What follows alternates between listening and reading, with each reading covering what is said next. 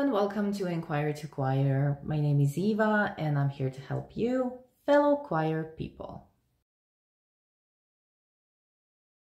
This is the season in my choir culture, in my choir world. Now is the season of choir audition. It is an important process because how we do choir auditions decides on what our choir season looks like and what our new choir looks like. Most of the time, many choir directors are thinking about getting new singers because they need them or they want them or they think that new singers could solve a certain problem. We talked about what it's like to work with a choir that doesn't have enough choir singers. There is a video here. And we also talked about choir auditions here on the channel, but that was a really long time ago. And I wanted to renew my perspective when it comes to doing choir auditions as a choir director. When you do a choir audition, there are many things you can do this way or that way, and I'm very aware that I do not know what a choir audition looks like in your world, but I will say that there are things I learned that make a difference when it comes to the effect our choir auditions have, because a choir audition is a very short process when it comes to deciding who should be accepted to the choir, and it's not so simple as he or she is a good singer, I need them in my choir. It's not so simple, especially when it comes to amateur choirs, because as you probably know, the attitude, the experience, the communication skills, everything has a play when it comes to entering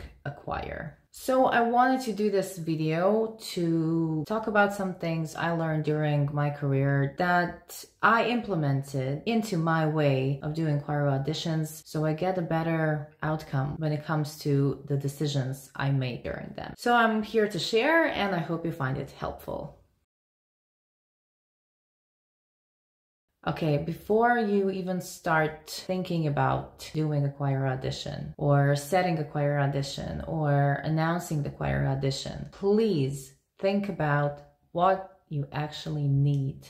Which new singers you need in the choir. Because if you just think about, I want new singers, please new singers come to me, without any thinking, without any plan, without any strategy, without any statistics, that could bring you in a lot of trouble, because more singers in a choir doesn't mean easier or better choir. It's really helpful for you as a choir director to just sit and think, what do you need? Which singers do you miss? What kind of singers you want? What kind of singers will be useful? Which voices do you need? You need to know the statistics of who left the choir, who's not coming back to the choir, who's taking a break from the choir. It's not the same to lose 15 singers in general and to know that we are losing 6 sopranos, 6 altos, 3 basses. Or if I'm losing 10 sopranos and 3 tenors and 2 altos. So the statistic is something to think about, because maybe your sopranos are leaving, but they're not the loudest sopranos, or maybe 6 altos are leaving, but you have 8 altos altogether, so it's a big difference. So just think about the statistic and think about what you want. Think about the profile of singers you want to have in your choir, and then of course talk to your choir management, talk about your plans, what is the best for the choir. Just have a conversation, a meeting when it comes to this, because I think that makes the biggest difference. If you enter a choir audition process as a choir director who already has an idea which goal is set, then it's a much more productive process for you and for the choir. I wish someone told me that earlier, because the general consensus about choir auditions is we need new singers come,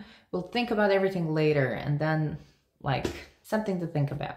Okay, when it comes to organizing the audition, think about the time and the place. You need people who are going to come to the rehearsals, okay? So you probably have a rehearsal space. I would suggest that you have more than one time slot for the audition, but at least one of those slots should be at the time of a rehearsal, because that way you can check, is the person who's coming to audition available at that time. If they're not able to come to the audition because that time slot in the week is already filled with something else, then you already eliminated them. The second thing is have an information sheet ready they can fill in when coming to the audition. I recommend that you have, general data, which voice they are, if they know, what experience do they have, do they know how to read the score, etc., and contact information. And the third thing, I really strongly suggest you're not doing the audition alone. It is logical that a choir director handles the singing part of the choir audition, but when it comes to deciding on people, communicating about the quality of the people at the audition, you should have other people there, the choir management, the choir singers, some of them from the choir, etc. Someone who has a meaningful role in the choir to let you know what their impression was. Because trust me, as a choir director, you will see 5 to 20 people in a row, and at a certain point you forget. But when you have people writing down all of the things, then it's helpful to decide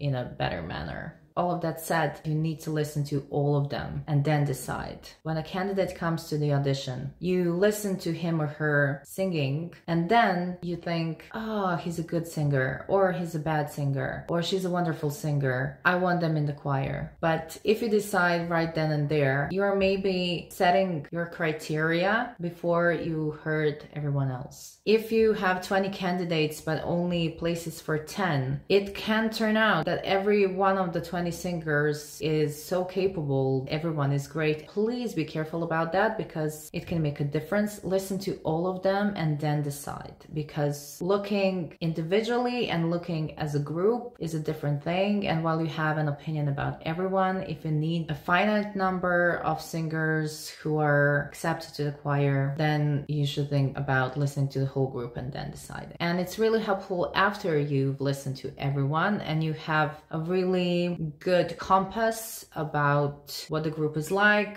After you've heard everyone, you can sit with your choir management who were also at the audition and just talk about everything. And I will say that coming to the consensus with other people when it comes to the results of the choir audition is a much better way, because if you decided together, then God forbid if somebody becomes a problem as a new choir member, you can always say, well, it was not just my decision, it was a group decision. So for future reference, just have it set in place that you're not alone there. It's not just your opinion. You hear everyone and then decide.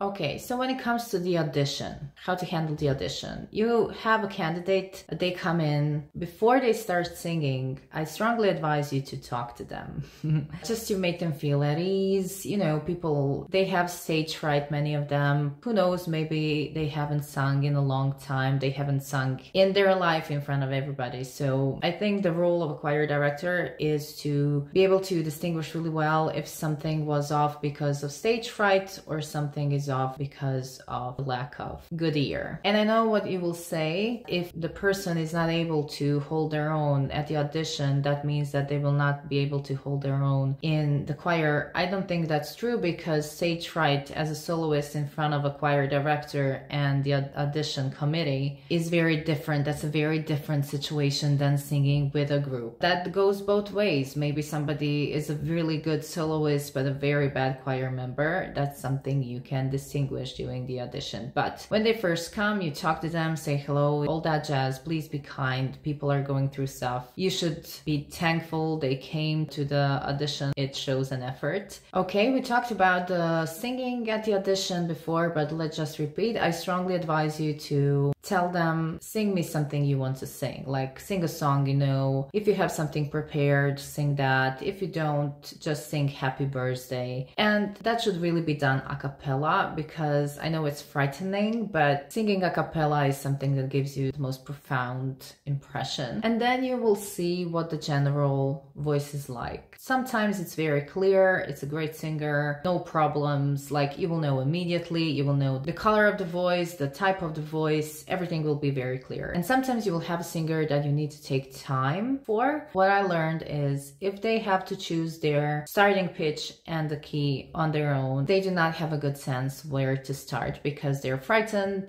they're so respectful, so they don't want to sing really high because they have a fear of heights when it comes to notes, so they start really low. And sometimes if something is out of their normal vocal range, they're out of tune. Because, for example, if a soprano is starting really low when it comes to the pitch, sometimes they are out of tune because they cannot reach the notes. And I know this seems funny to talk about because if they're coming to the choir, they should know. Yeah, but we're talking about mostly amateurs, so there are things to notice. Just give them time to adjust, give them time to develop the song so you can realize if they can stay in key. Are they switching keys all the time? Are they switching keys when they have to jump someplace? That's information, and you will get a lot of information from that first a cappella singing. And then when you notice something about their voice, for example, if they're changing the key, if they keep losing the jumps up and down, then you can work on it with them. So the same song, you start in a different key, higher, lower, you repeat it with the piano and then singing. And if they're now able to stay in the key and in pitch and everything is okay, then that shows that once in context of other things like harmony, they are able to sing really well. So just because someone is out of tune some places and out of key some places while singing a cappella doesn't mean that necessarily they do not know how to sing, okay? It can be a combination. Of course, be wary of that situation, but if you're not sure, first a cappella and then with the piano, and then you will see. And then you can try warm-up exercise, vocal exercise to see what their range is like, what kind of a voice they are. If somebody's voice is trembling, that doesn't mean they're not a good singer. That means they're probably in stage fright. You, as a choir director, when you listen to different singers and you've been through things, you could probably fine-tune your ear when it comes to what is stage fright and what is just not handling pitch at all. Yeah, and I want to say, just because someone is not a profound singer, like a very, very, very explicitly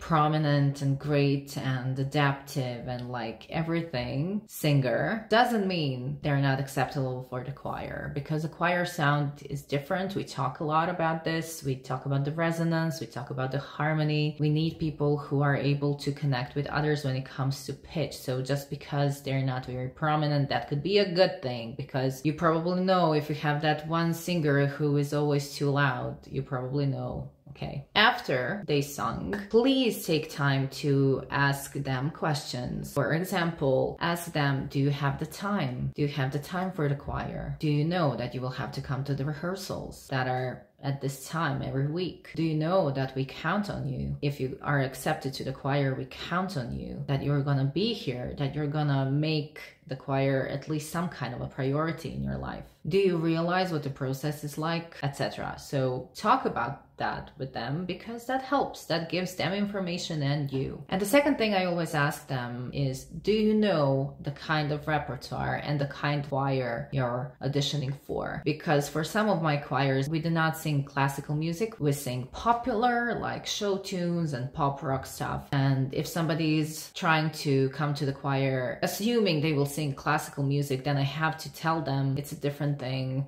the repertoire is different. So it's really helpful. That way you are sure. It's better to know early than late when it comes to their willingness to come to the choir. You know, the connection they have with the choir director at the audition sets the tone for the setting of the choir, for the atmosphere of the choir. Because if they see that a choir director is a relatively normal person, I'm saying this about myself, I suppose they're more willing to join one of my choirs than not to. And if I approach them like, you should be grateful that I accepted you into my choir, and like, I mean, who wants that? Who wants that kind of a choir director? I mean, I'm too old for taking someone's ego just because I'm in that position. Like, life is too short. So, okay, and that's it. I think we've covered everything when it comes to this general way of thinking. Again, there is a playlist about choir auditions. It is a very old playlist. I mean, very old videos. I stand by everything I said, but I know that was in 2017, and now is the end of 2023. And I'm a much more experienced choir director, so I wanted to revisit the topic. But I recommend that you visit that playlist as well. Good luck with your choir auditions. I wish you get all the singers you want, and I hope you found this video helpful. If you want to see more from Inquire to Choir, you can subscribe, and I will see you in the next few weeks. Okay, thank you for being here, and thank you for watching. Conduct well, conductors, and I'll see you next time. Bye!